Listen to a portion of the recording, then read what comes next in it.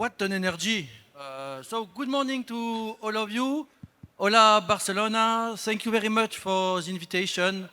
You cannot imagine how I am glad to open the ceremonies today in the main stage and in this very beautiful city of Barcelona. So Barcelona is not only a very beautiful city, Barcelona is a very good football team, but now it has become a blockchain hub. So welcome to all of you. I'm Laurent Marochini. I will be the moderator of the panel Tokenization of Funds. I'm Head of Innovation for Societe Generale Securities Services. I'm also blockchain and crypto leader for Societe Generale Groupe. So I have started to work on the blockchain now 10 years ago, in 2014. And my first proof of concept was the tokenization of funds. So 10 years before, it was my first proof of concept with 10 major banks in Luxembourg. So what's going on now 10 years after? Will there be a takeoff, finally, of the tokenization of funds? So to answer this question, I have a lot of experts with me, experts of tokenization, that will give you a lot of insight about what the future will look like, what the future of tokenization of funds will look like. So I suggest to start with the lady, of course. The idea will be in the first question, who you are, where are you working, and what's your current focus in your organization. 2-3 minutes each. So go ahead, Nadia. Thank you, Laurent. Hello, everyone. Hello, Barcelona, and thank you again for Victoria and Mr. because the organization this year, I think it's higher than last year in these new places for the second time. So I'm Nadia Filali. I'm head of innovation and business development at Caisse de Groupe. And I worked on the subject of blockchain and crypto now from not 10 years, but 9 years. I'm older than Laurent, but not in the crypto area. And we began at Caisse des Dépôts with launching Lampe, a consortia on blockchain and crypto with banks, startups, and academic.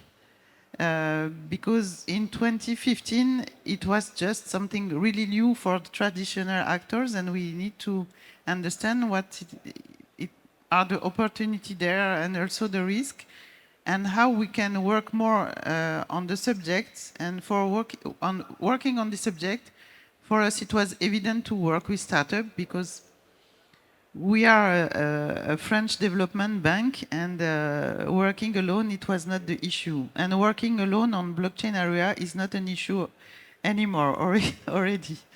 And so we are also a custodian for the French government. So we are a CASP already for 4 years now. We launched some, not only POCs, but also we launched a company that was working on tokenization of assets, even with Societe Generale, Crédit Agricole, AgroClear, Euronext, and BNP. The name was Liquid Share, but it was, I think, 3 or 5 years earlier that what we need to do, but it was a good experience. And we work also on the digital identity. We launched a joint venture named Archipel with the French Post, IN Group, NG, and Electricity of France, and it's live, it's working. And we are working on EPSI on that. Thank you, Nadia. Simon? Okay, so Simon, I'm working as Head of Digital Assets at Hauck, Aufhäuser, Lampe. It's not a very nice to spell bank name. We already discussed it yesterday. We are a German private bank, and we had actually like second custody license in Germany. We are also having a manco that's issuing crypto funds. And we also have, and this is kind of the discussion as of today, the so-called registrar license, according to German law, which enables us to put securities but also fund shares on a blockchain. Previously, I was in the same role as Head of Digital Assets at Deutsche Börse Group, and before that at Commerzbank. So, but to be honest, with Hauck Aufhäuser, I'm now like first time more deeper in the fund space. So happy to discuss. Thank you. Max? Good morning, everyone, and thank you for being here.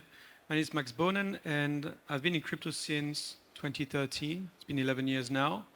At the time I was working at Goldman Sachs, I was an interest rates trader there, and I told my team that I was trading Bitcoin on the side. They had no idea what it was, and so they didn't say anything. I think if I did that today, they would, show me the door quickly. Thankfully, I flew under the radar at that time. And then in 2015, I quit that job to launch a company called B2C2, and it's become the main dealer in the crypto market now, providing liquidity to Robinhood, to Revolut, etc. That was acquired by a bank in 2020, and I run a small startup now called PVO1. And what we do there is that we put government bonds on the blockchain, not as funds, as everyone does, but as actual bonds. And we're looking in the next couple of weeks, hopefully 2 weeks, to launch our first corporate bond on the blockchain, issued by a crypto company, natively digital, issued against stable coins, and the first English law bond ever to be put on the blockchain like that. Thank you very much. Håvard, the last one. Yes, hello. Thank you for coming, and thank you for inviting me to stage. My name is Håvard Kittelsen. My crypto journey started in 2017. We started a crypto broker in Norway, and was there in the startup scene. Now I moved over to the government side. It's a little bit different, but trying to do some innovation there as well. What we're working on right now is building up test environments, sandboxes. We're using open source Hyperledger technology, and trying to kind of have the conversation in a very, very technical way, and get the government into the conversation. Yeah, it's but in Norway it's kind of a little bit hard to do it, because like the payment system is already very, very good, and we already kicked out Visa and MasterCard out of the country, so we don't have the same kind of problems as Europe has. And yeah, with digital ID, we already had that for 15 years, so yeah. But I think we're doing some interesting stuff. Yeah. Thank you very much. So we are going to talk about tokenization of funds in 2025. So will there be a takeoff, yes or no? So before going to the future, it's always good to make a step back to the past 2 years, to see what's happening in your respective zone. We are quite lucky to have today some visionary from Germany, from UK, US, France, and Norway. So the idea will make a quick roundtable about what's going on in your respective zone regarding tokenization of funds. So let's go to Simon directly. What's happening in Germany? Because we see that you are very active in Germany, all banks, especially yours, but all banks are quite active. So what's happening in Germany? Yeah, so actually Germany has introduced already 3 years ago a law to put securities on a blockchain, and that law had been extended to fund shares already also 2 years ago. And we now see actually the first fund shares also that are being issued on public blockchains, which is kind of nice. So you could say, even though sometimes the term tokenization is a bit problematic, but I mean, we have tokenized funds already and also used by institutional clients in Germany right now. They are not taking off in terms of volume size numbers whatsoever, but I think at least having that already in a fully regulated manner as a regular fund and share in Germany is something that is kind of interesting. And we are here having discussions with really large issuers of funds, so mancos, and basically all of them are interested to do it, but nobody really knows what to do with it right now. So it's right now still something that is in an exploring stage, yeah, to put it in in the list where it's located maybe. But I think it's really, really nice to see that it's not anymore something like you have a regular fund share that's not really regulated for the crypto or blockchain space, but it's really a dedicated regulatory regime for tokenized fund shares. And I think this is the basis for growth, yes? And I think now we have to do transaction to learn, and then to actually also show the clients what we can do with it. Because right now it's just basically a fund that you already have, and you tokenize it. We can go into details later on, like how it works, yeah? But that's not really a benefit, right? But what I see is, and this is the first questions we get from the mancos, how can we use it to distribute funds differently? And this is a yet unsolved question, I think, that we will discuss here later as well. Yeah, of course. So we can see that the plane is quite ready for the takeoff in Germany. So Max, from your respective zone, what did you see and observe? I think there's the market for tokenization is a small market, and the tokenization of funds is a subset of that small market. So overall, it's quite small. There's actually two different markets. One market is underpinned by crypto wealth. So it's people who win money off crypto, family offices, it's private wealth, plus a handful of crypto institutions, funds like Block Tower, Maven 11, etc. And then you've got the institutions, yeah, the real ones, HSBC and others. The real tokenization market, the one that's underpinned by crypto wealth, is around $2 billion now. When I say $2 billion, it means there's projects like Ondo, Superstate, Ours, PVO1, where people have taken stablecoins and used them to purchase government bonds in different forms, sometimes as funds, sometimes directly as bonds. And that's $2 billion. On the other side, in the real institutional market, HSBC alone has issued like a 1 billion Hong Kong dollar bond or something of that magnitude. So when you look at the POC, the proofs of concept of the big banks, and every time they do a deal, it's hundreds of millions of dollars or $1 billion, and the actual real market is only $2 billion, then it just goes to show that those things have nothing to do with one another. On the one hand, the institutions are trying to reinvent the wheel somehow because their systems actually work. If you trade bonds as an institution, it's fine, it works. And so they're kind of reinventing the wheel. But on the other side, on the crypto side, it's really new products. It's products you used not to have access to. HSBC has been trading and issuing bonds for decades, maybe centuries. But if you own stablecoins, if you own USDC or Tether, it's only been a year that you've had access to the risk-free yield. And I think one of those two things is not like the other. One of them is a potential true revolution, a paradigm shift. The other one really is just more of the same. Thank you very much. And yes, we have to say and add for the tokenization of funds that this year we had the tokenization of BlackRock, the middle one, and I think that they have tokenized up to 500 million. So it's a big amount, but yes, indeed, for BlackRock, it's not so big, but it's already a good way for the tokenization as well as Templeton. So we can see some US giants that are doing tokenization of funds right now. So let's move to one of my favorite country, because I'm French, of course. Let's go to France.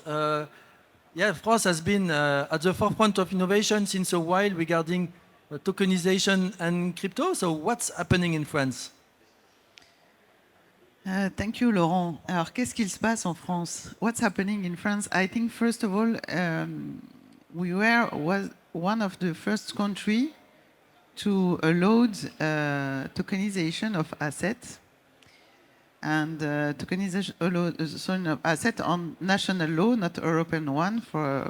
And it was about bonds, funds, and securities. And this is something really important because it was a real volunteer of the French Treasury, the Parliament, and I think also of the French Market Authority, IMF, to push this market. And so, as I said before, we began all together with the first company named Liquid Share, but it's not work, and I will explain why it's not work, because I think it's one of the points of what could be the future of that. And now we saw that we have the European Parliament working on that. We have MiCA, we have the sandbox of the pilot regime, we have the experimentation of the European blockchain, of the UBC, and all these things are important, but what I can see also is that we're trying to work collectively with different initiatives pushed by Paris Europlace, for example, that we are in, and we will have an event with Banque de France, Euroclear, Paris Europlace, and Caisse des Dépôts in December on the tokenization of assets, because it's really important. And there is some kind of dynamic, but, and I agree with Max, there is a paradigm that we need to break. I will not say that the traditional institutions are trying to reinvent the road, the rule, je sais pas comment on dit ça. I think it's more complicated than that. Part of them want to move because there is some advantages to go on tokenization of funds. There is advantages in distribution. There is financial advantages on the cost of all of that. And there is potentially some new markets. The matter is how you can move traditional actors and move their revenue or their balance sheet in something different. It's the real problem there. And so I'm not sure that the new actors are not themselves doing the same road they do the traditional one. So I could be careful on that point. So I think we need to try to move on and to continue to experiment, but to find some business model that will open the mind of even the traditional actors. If I may add, to be fair, coming from, let's say, traditional financial institutions, I would actually be with Max here, to some extent.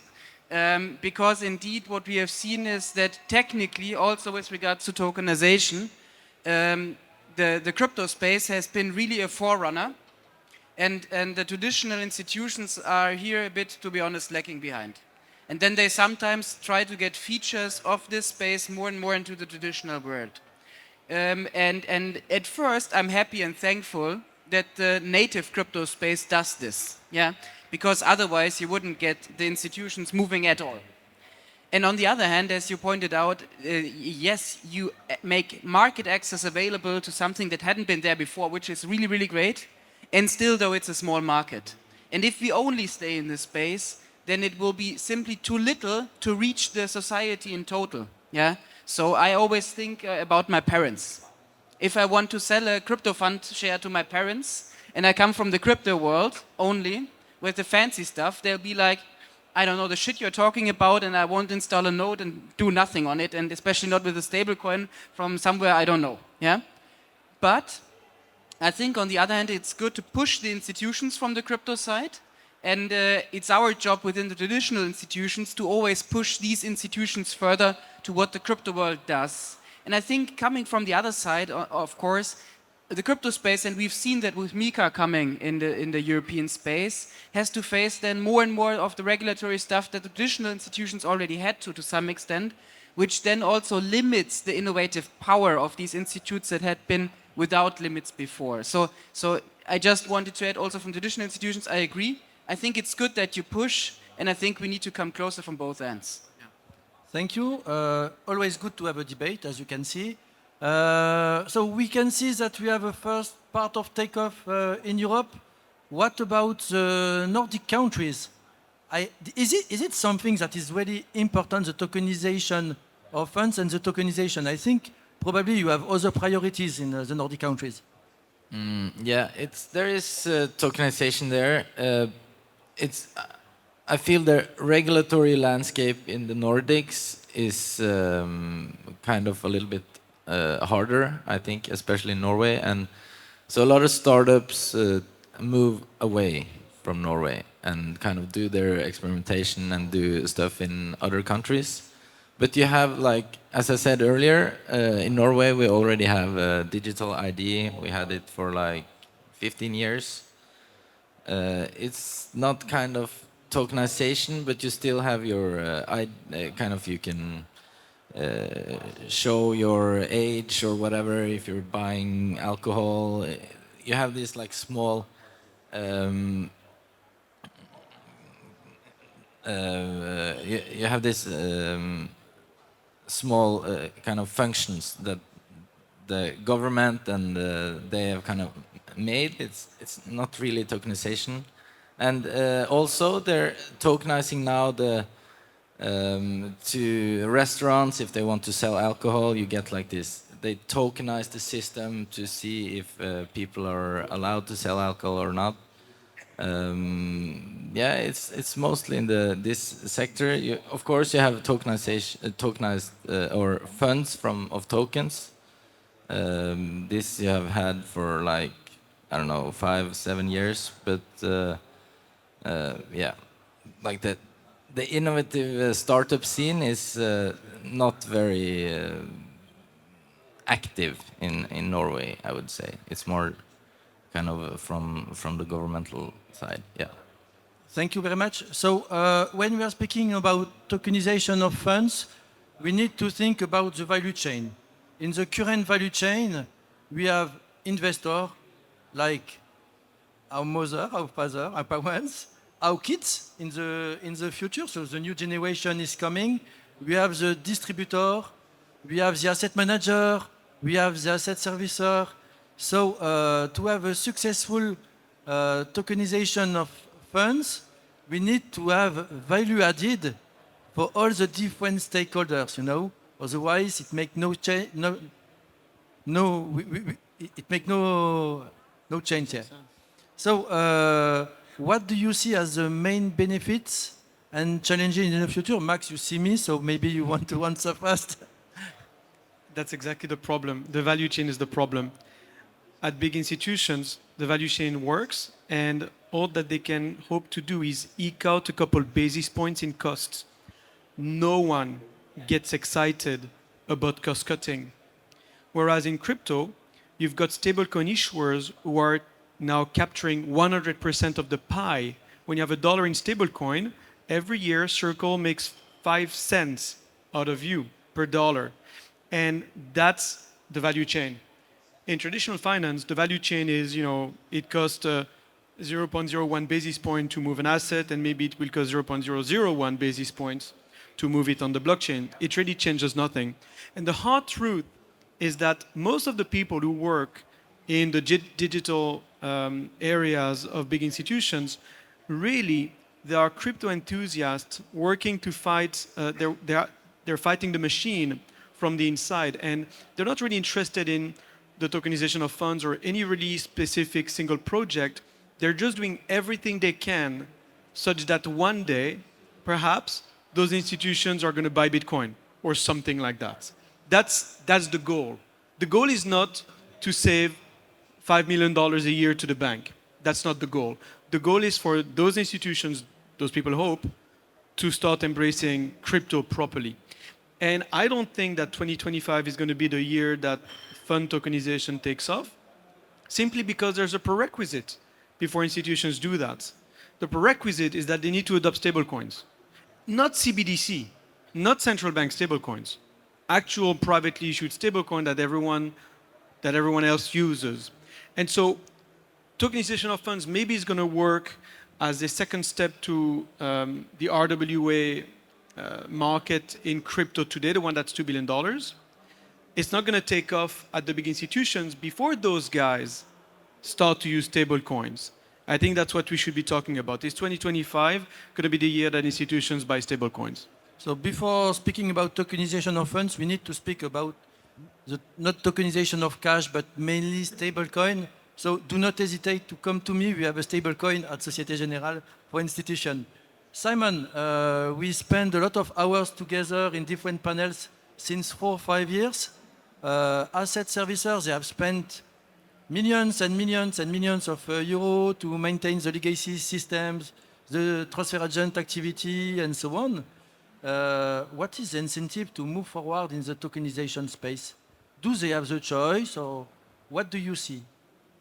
I think you always have a choice, which is good, like in general in life. But no, to be very specific here, I think the incentive for existing institutions is very simple. If you believe that the structure of the market will change and you don't move, you'll lose what you have. That's very easy, and that is also how you calculate business cases to set up new projects as like tokenization of funds. So Max, I'm with you, the cost case is not so interesting, but if you say to them, guys, you're a board member now, you have 5 billion assets under management, if you don't do anything in 10 years, it will be 2. Then they are incentivized. So that helps, better than the cost-cutting part. But also, to be very blunt, I think I completely agree also that the cost-cutting or just like making it more efficient, that's a case that we used as a carrot, yeah, to get the people start moving. But to be honest, it's not the truth. It will not be the future that we have just the same value chain as of today, bit more efficient, bit less costly. But it will be necessary for the whole topic of tokenization, of decentralized infrastructure, to fundamentally change the structure of the market. This is the underlying narrative that we have to bring to the organizations. All of us here, especially those who are working in the traditional institutes. And the reason is very simple. If I don't change the market structure, I won't have a structural change. And the initial idea of decentralized infrastructure stays. It's the peer-to-peer nature of transactions. We need to get closer with everything and every project that we do in our institutes to come to peer-to-peer transactions, because it enables business in a way that we cannot and will never do today within our existing infrastructure. And I will try to make like one example here with tokenization of funds. The idea is that you really use the technical capabilities and scalability of the technology in a way that you enable, for example, individualized funds, that you can really put together fund structures on your own together with an initiator, a manco, whatsoever, in a way that you really say, yes, this is my investment strategy, I want to put it in a fund. And then, for example, others still can join via buying fund shares. And you can even distribute them theoretically directly to them. And I think this is like how it's moving forward. People maybe are still being on Trade Republic, Revolut and Co. But they invest directly in fund shares of people that they trust directly in a peer-to-peer fashion. Thank you, Nadia. Do you have any observation regarding the benefits and challenges?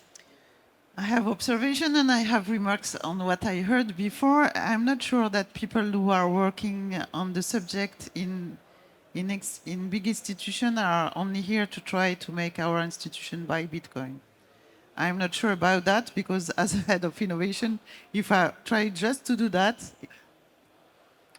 it will perhaps appear, but sometimes we buy Bitcoin, but we buy Bitcoin for the custodian, so service, so it's normal. But the point is not here.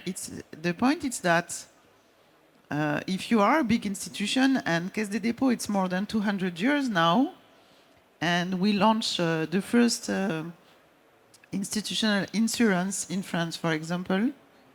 We launched the first climbing company in the ski in the world. We launched many new things, okay? And the point is that the society is moving. The needs of the society is moving, the needs of people is moving, and we just need to see if tokenization of asset and tokenization of funds will answer to a question about the clients, our partner, our asset management, or the custodian, or other thing in the value chain. I'm coming back to your question, Laurent. And for example, in France, we have a point because people are saving money. It's not a point, but they don't know how to invest in the real economy, and they don't know how to invest in the SMEs, for example. And the SMEs is just the center of the economy in our countries, I think, obviously in Europe. And if you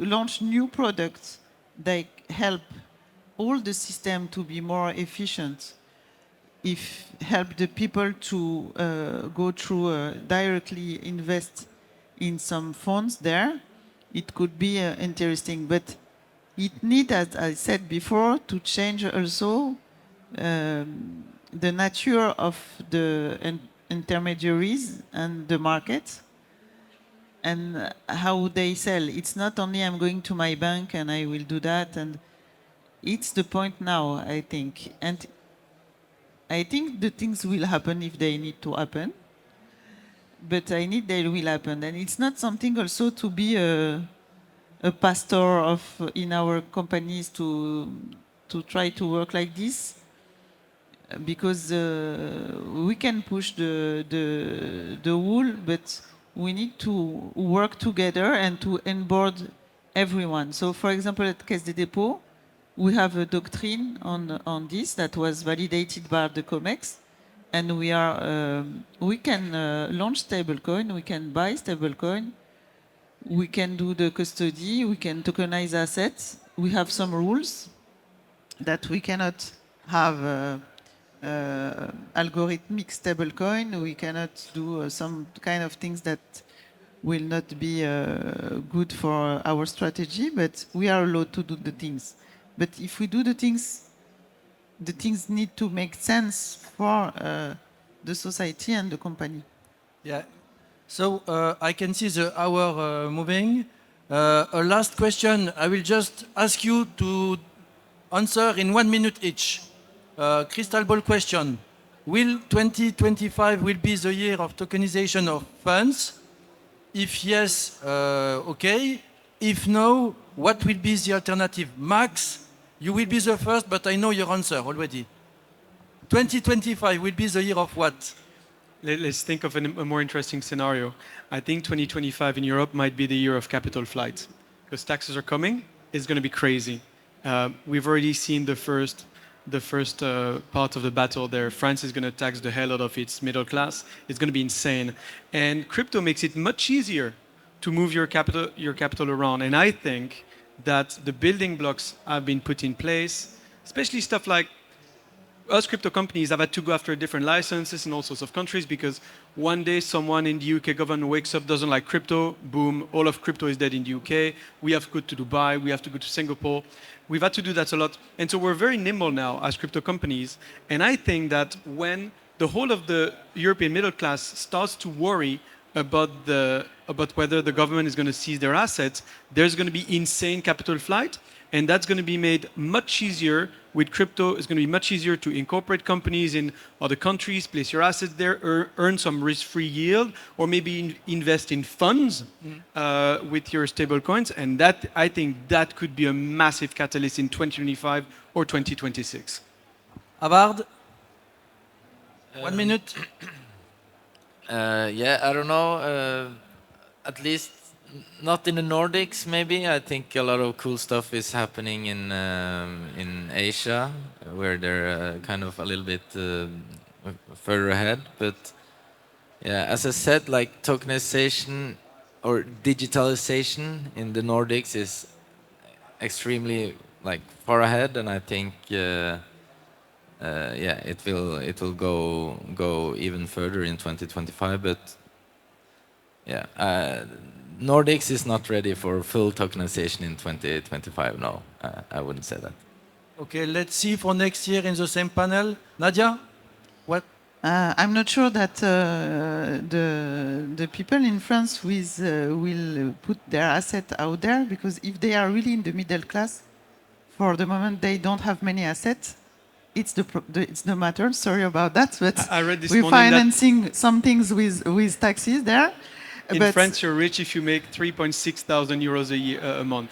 I saw that in the French press today. You're rich So in it's not France the if you make middle. 3.6 So thousand. it's not the majority, really. And the point is, I think we will continue to organize more experimentation. I think the difference now is that before we were on the POCs and now we are in real live experimentation. I think we also all understood that we need to work more together, and blockchain and tokenization of funds is a question, as you said, of value process. So we need to work together with all the value chain and all the intermediaries, because if we want to have a market, it's not only to have one operation here, one operation here, but to make live also the secondary market there. Thank you. Simon, 1 minute. 2025 will not be the year of the tokenization of funds, but 2025 will be the year of stablecoin adoption. And this will be a trigger point for later tokenization of funds. Okay, so I can see that we have only 2 minutes. Thank you very much, dear panel member. It was a pleasure to discuss with you. As you can see, 2025 will not be the year of tokenization of funds. We still need to continue to work together. Probably it will be the year of the stablecoin if we can comply with regulation, of course. I did not see a lot of point with regulation because Mika is moving and we need to work on that. Thank you very much. Maybe it's a good transition for the next panel, which will be the crypto asset management in the future, because they will need also to have a stablecoin. So stablecoin will be at the center of the tokenization of funds and in the center of everything. Thank you very much and big applause to the panel. Thank you.